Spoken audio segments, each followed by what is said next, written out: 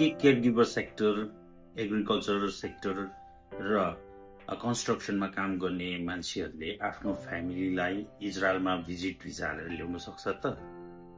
Generally answer हुन्छ no.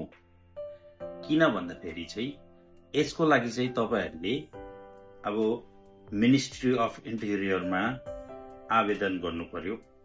आवेदन हालेपछि यहाँबाट B2 भिजाको लागि प्रोसेस गर्नु पर्यो र त्यसको प्रोसेसमा फेरि उनीहरूले पनि फेरि उताबाट पनि भिजाको लागि एक-एकजनाले सेपरेट भिजाको लागि एप्लिकेसन हालेको हुनुपर्छ। र जेनरली यो केसमा सबले हामीले आफ्नो मान्छेलाई ल्याउन पनि सक्दैन।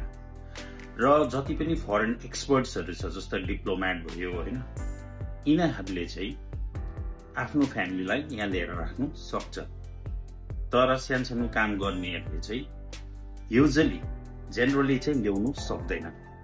र अब उनीहरूले ल्याइहाल्यो भने पनि कुनै कतिले चान्स छ कि ल्याउँछ भनेर ल्याउने हो भने पनि त्यसको लागि धेरैवटा प्रोसिजर छ जो चाहिँ MOI मिनिस्ट्री अफ इन्टेरियरमा गएर आफूले सब कुछ सबमिट गरेर डकुमेन्ट्स देखाएर तपाईले आफ्नो आफन्तलाई यहाँ ल्याउँदाखेरि तपाईले कति उनीहरूलाई यहाँ पाल्नु सक्छ सक्दैन, घुमाउनु सक्छ, कति खर्च छ कि छैन, त्यो सब देखाएर आफ्नो डल्लै प्रुफ डकुमेन्ट्स डल्लै देखाएर त्यो सब गरेर मात्रै त्यो सब हुने चान्सेस छ।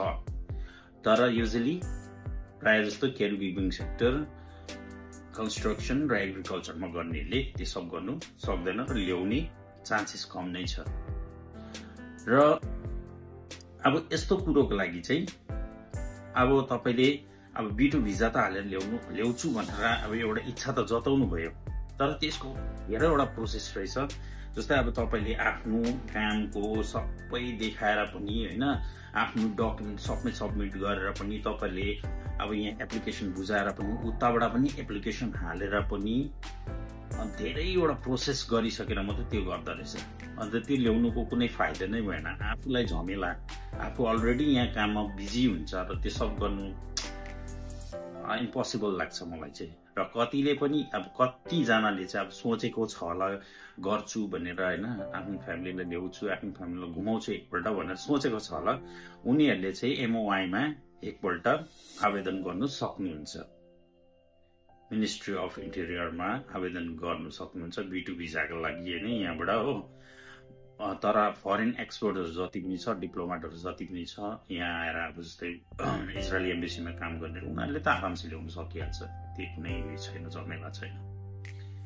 र यो भिडियो चाहिँ अब म खासमा चाहिँ एक मिनटको लागि बनाउँ भनेको थिएँ। 1 मिनटमा सबै कभर हुँदैन र यो सानो कुरो भन्नु जरुरी छ। अन्त अब हामीले अब सबैजनाले कतिजनाले त इच्छा जताइरहेको हुन्छ आफ्नो फ्यामिलीलाई ल्याउनुको लागि, र यही कुरोले चाहिँ अब ल्याउनु चाहिँ अब गाह्रो रहेछ, त्यस्तो अब उयो चाहिँ हैन, सजिलो चाहिँ छैन।